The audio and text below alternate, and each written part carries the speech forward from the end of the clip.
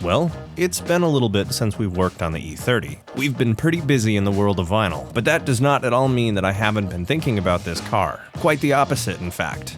I've put together a whole list of different things that I'd like to accomplish with this platform, and it's honestly a little bit different than what we did with the TT and the S4. And that's mostly because this car's potential is a bit more open. For one, it's naturally aspirated as opposed to coming turbocharged, so there's a lot we can do there. That also means it doesn't respond nearly as well to bolt-ons as, say, the S4, which has two turbos which really like more airflow. But on that same side of the coin, does the car really need that much power when it weighs so much lighter? Because honestly, it's still a ton of fun at the power level it's at. Plus, this car could be worth quite a bit when fully restored.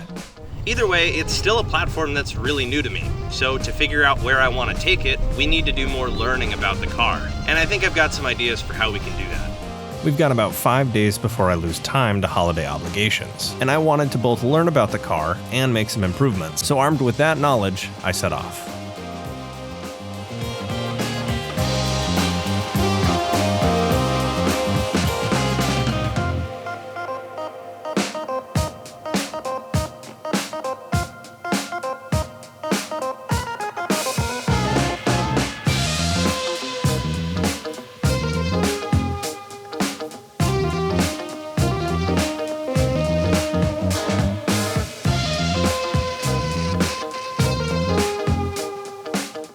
Before we get too entrenched in the world of modification, I think it's best we figure out where we want to actually take the car. In other words, I started with learning. So where would I go if I wanted to learn more about my car then? Learning a new car platform is like learning something with years of dedicated research and time behind it. So there's a ton of ways you can learn stuff. You could look online, you could find a book, you could even do trial and error. Or, in my case, you might try to learn from someone who's a lot more knowledgeable than you are. And that's where today's story really starts.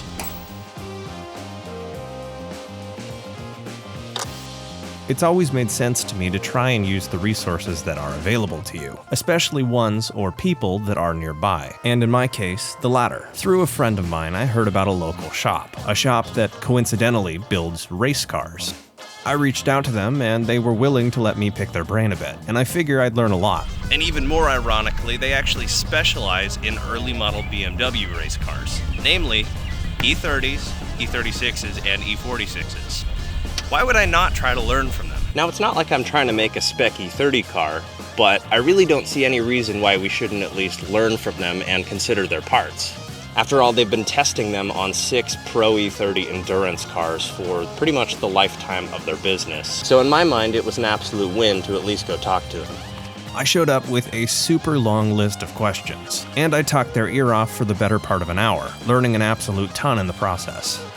There were a lot of things about the car that I thought I understood, but I realize now that I didn't. There were some upgrades I was planning on, which I no longer need to do because they've tested it and found it not useful. Plus, there were a ton of upgrades they recommended that I hadn't even considered, which is super cool. And now I'm not going to spoil what all we talked about and what plans we made, but all I'm going to say is this likely won't be the last time you'll hear about them. Well, now that we have a clear plan set in place, I figure it's time we get started on something I was going to do regardless. And it's going to be a massive upgrade.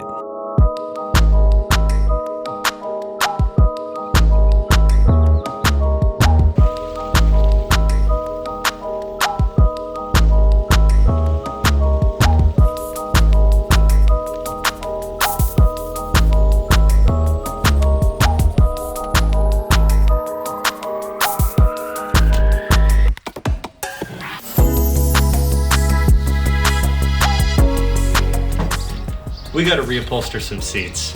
On one side of the coin, these are some of the best seats I've ever sat in. And on the other side of the coin, these are probably the worst conditioned seats I've sat in. The leather is dry, torn, and cracked in numerous places. Really, only the driver's seat is in decent condition. Part of me was debating tossing in buckets like the S4, but not only are these sport seats uncommon, but they're actually some of the most comfortable seats I have ever sat in a car. Plus, the bolsters are totally fine. So why would I replace them when I could try to learn something new? And learn something new is an absolute understatement. Reupholstery is no easy feat, but that didn't mean I wasn't going to try.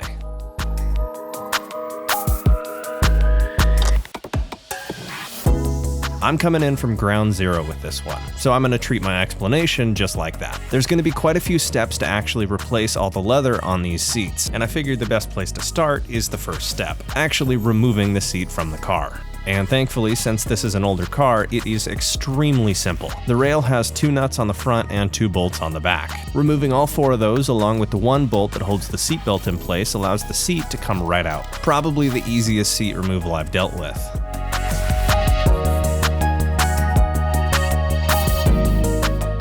Now that the seat is out of the car, it's a good time to actually learn about it. This is an older style seat, so everything on it is mechanical. Super cool and super satisfying if you're into that kind of thing. So I spent the first 10 minutes learning about the seat itself. I don't want to just cover the leather, I want to replace it. So what did I buy?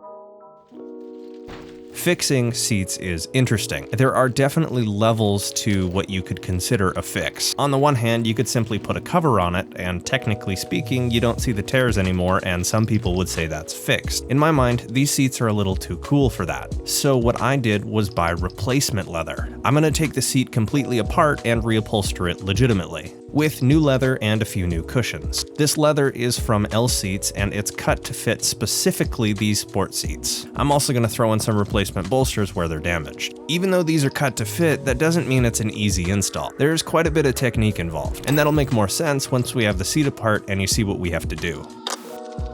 This seat looks like it has a lot going on, but if you take it one step at a time, it's actually pretty simple to break it down. At its simplest, it's a metal frame covered in cushions, which is wrapped in leather. This seat is adjustable though, so it's not quite that simple. All the levers do something, and once you remove this backing, you can really see how everything is connected. It's an older seat, so it's all cables, gears, and levers. This lever on the top of the seat pulls a cable, which allows the seat to bend forward, since it's connected to the hinge right here. To take this seat apart, we're going to need to take apart every single piece, starting with the hinge that connects the top and bottom. And it's honestly only connected by 2 screws and 2 cables. The cables, however, are sitting under these plastic covers. With them removed, however, they simply pop out of place.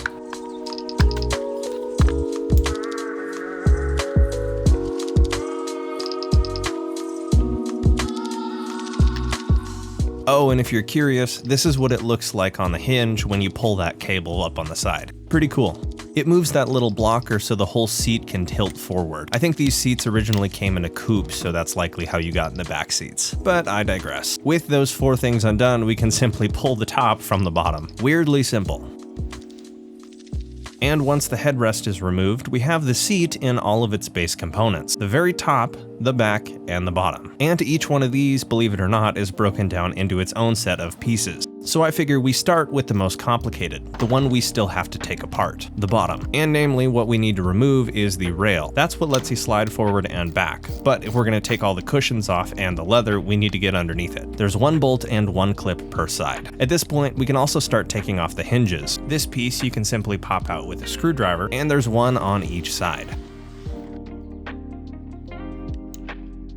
And behind that piece sits a circlip. If you have circlip pliers, that's the easiest way to remove it, but I bet you could MacGyver it if you really wanted to. These circlips are the main thing holding these hinges in place. So once they're removed, we're good to remove the rail, and then consequently, the hinges themselves.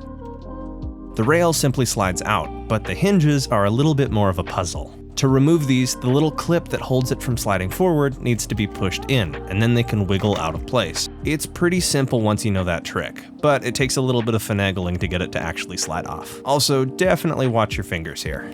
With that, we can pull back just a little bit of the leather in order to remove the plastic pieces. This leather is effectively stretched over a cushion, but it's stretched really tight so that there's no sort of gap, kind of like a shirt that's 1 or 2 sizes too small. It's also stretched in such a way that there's not any sort of creases or wrinkles. On the bottom, you're also going to notice these things that look like staples. They're called hog rings. They function effectively the same way as the teeth do, except they can be attached pretty much anywhere and simply provide tension for the leather. Those, along with teeth, are the main things holding the cushions into the frame, and the leather into the cushions. With those removed, the whole thing basically falls apart. At this point, I also found a used cushion that didn't have a tear in it to replace the one that did. And once that was in place, I tossed the leather on to make sure we got the right stuff.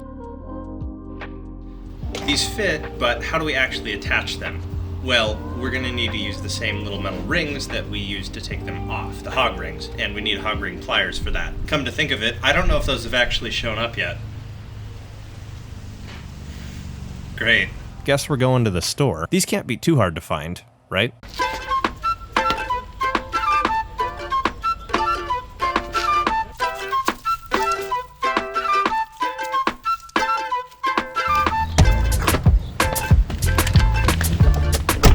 It turns out, yes, they are hard to find. Apparently, these aren't common. Everywhere I went stocked them, allegedly, but none of them were actually in stock. So I just kept looking.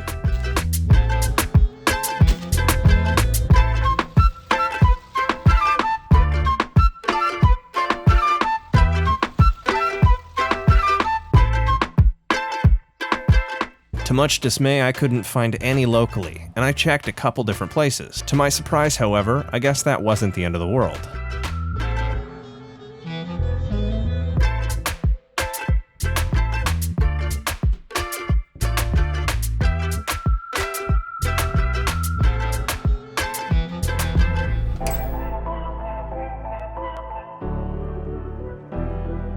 Since the tools actually showed up, we can finally get started. What even is a hog ring though, and what are hog ring pliers? Like I mentioned earlier, a hog ring is basically a really aggressive staple, and these pliers are designed simply to hold them. I think these are used on like fences too, but in my case, I'm using them for reupholstery. They're made out of a really thick and strong wire, and you use the pliers to squeeze them, attaching the leather to whatever you want to attach it to. So the process is effectively stretch the leather over the cushion and clamp it down with the hog ring. And that's the base technique that we're going to be learning and building off of. It's not quite that simple though. When I say stretch it, I mean it. You really need to stretch the leather, because any leather that's not tight or flush to the cushion is going to wear prematurely. And weirdly enough, just like vinyl, if you stretch it too much in one direction, you're going to get a crease going that direction. So, just like vinyl, you're going to have to stretch it the opposite direction to relieve that crease and make it look flat. The tighter you can get it, the closer to OEM it's going to look.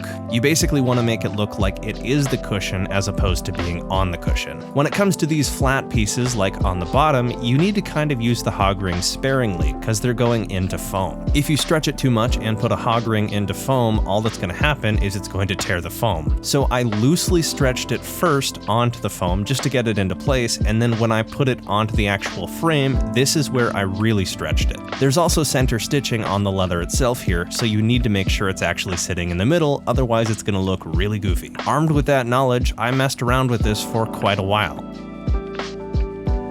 Not only is this the first time ever doing something like this, but this is also the first time I've ever done this section, so there was a lot of learning involved. Once I was happy though, I decided to start reinstalling the rail, which is the exact opposite of the removal process. I mostly wanted to make sure this was reassembled before I had to leave for the day because there were a lot of pretty technical steps here, and I was a little worried I would have forgot how to reassemble this by the next day, since I was running out of time.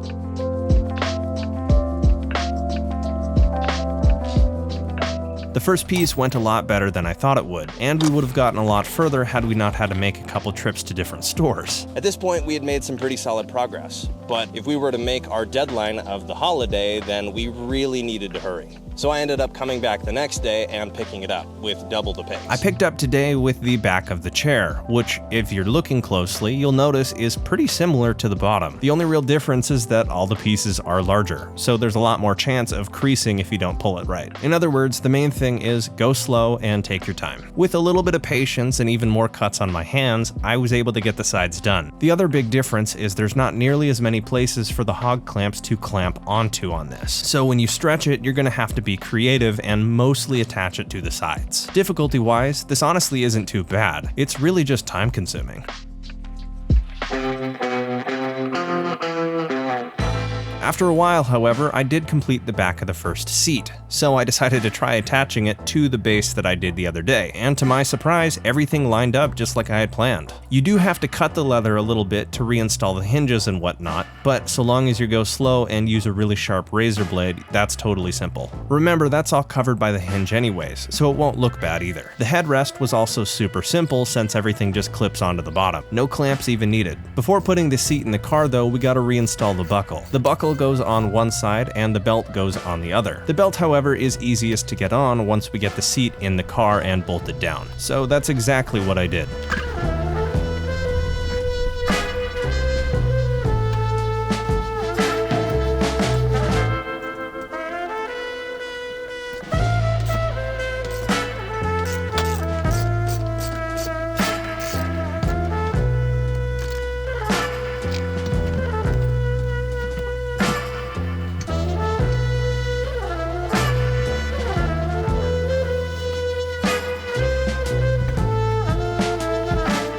After this much work, the best thing you can do to reward yourself is to test out the seat that you just spent hours rebuilding. And this is an absolutely satisfying moment. At this point, we had finished one seat and it took almost 3 times as long as I had planned.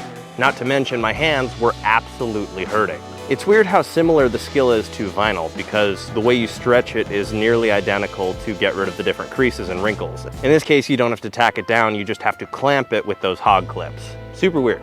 I was pretty stoked with how the first seat turned out, and it actually looked a lot closer to the real interior the car had than what the other seats had. Plus, the leather was brand new and super nice. Wasn't quite out of the woodworks though, because I still had one more seat to do and very little time to do it. So we really had to get going.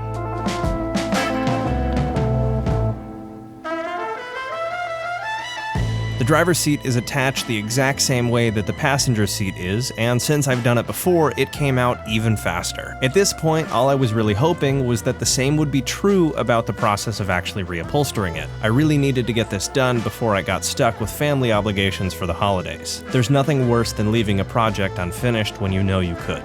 In other words, I was focused. The reupholstery itself on the second seat went way easier than the first, with one notable exception. This seat was actually broken in a couple places, so there were a few pieces of the hinge that I had to take apart and rebuild. Along with that, the rail itself was not working because the wire on the bottom was not the right size. At some point in this seat's life, it must have been replaced, and whoever did it did not do it correctly, because this seat has never been able to scoot forward and backwards. We're gonna fix all of that though, but first, we gotta get the leather looking good.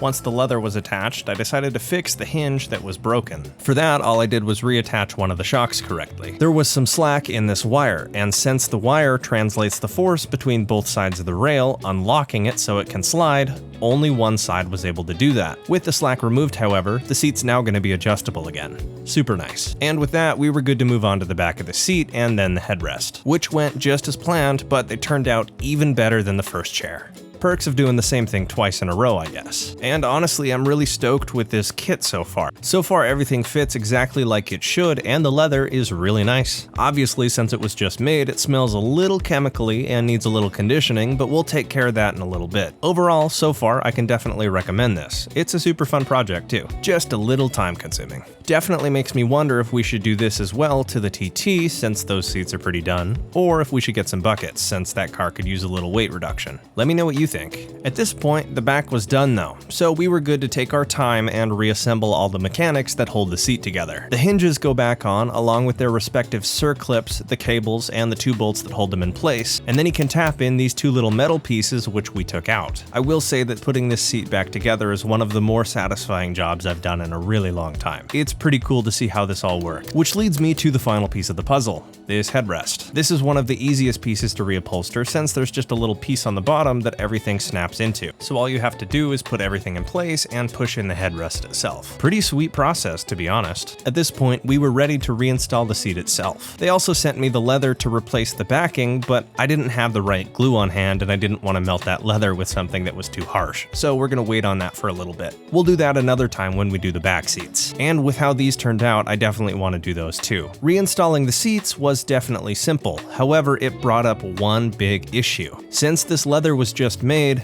man, did it smell like chemicals. And that's definitely something that I expected. These are made to order since you can get them in about any color combo you want, so they were recently dyed. And you can smell the dye for sure. So before we can really evaluate these seats and take this car out for a spin, what I want to do is condition everything.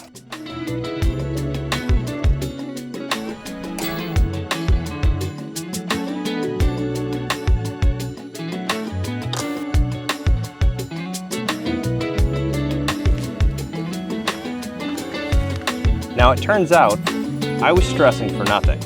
In fact, we had plenty of time.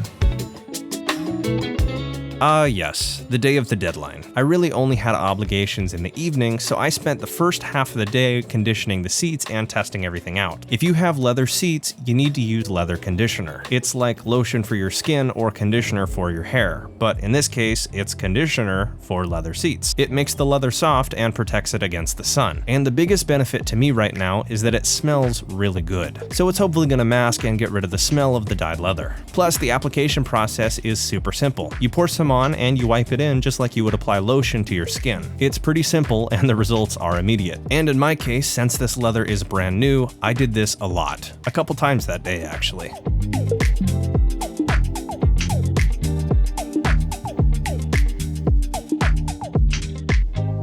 With that though, we were ready to test out these seats, and while the benefits are cosmetic, I need to double check that the bolsters still feel as good as they did. After all, that was my favorite part about them. So I decided to take the car on a fun drive and evaluate my work.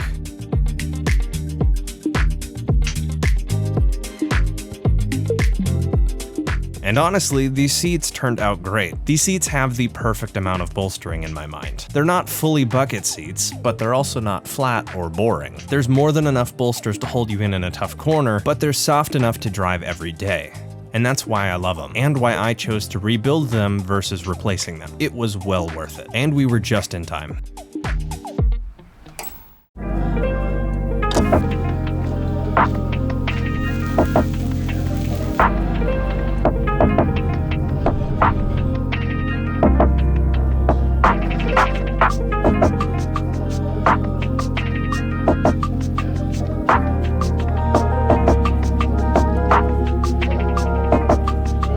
So how did the seats turn out? In my opinion, absolutely stunning. Had I bought the car with this done to it, I don't know if I would have been able to tell that someone with zero experience had redone it, which goes to show you that this is a skill I believe that if you take the time to learn is worthwhile. Sure, they're not perfect, and I wasn't expecting that, but this was such an improvement.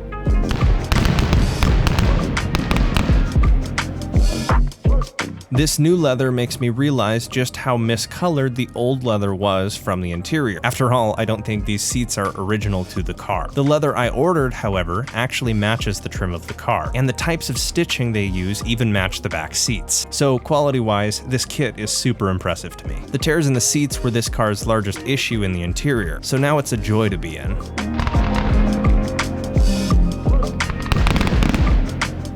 Overall, I can absolutely recommend this kit. I definitely think we're going to do the rear of the car as well, given just how good the front turned out. And I'll definitely let you know if this leather fails randomly or it wears prematurely. Overall though, this was so worth it. Thank you so much for watching. If you enjoyed the video, consider dropping a like and subscribing for more. I've got a ton planned for the channel. Either way, I'll see you guys in the next episode. Thank you again. Have a wonderful day.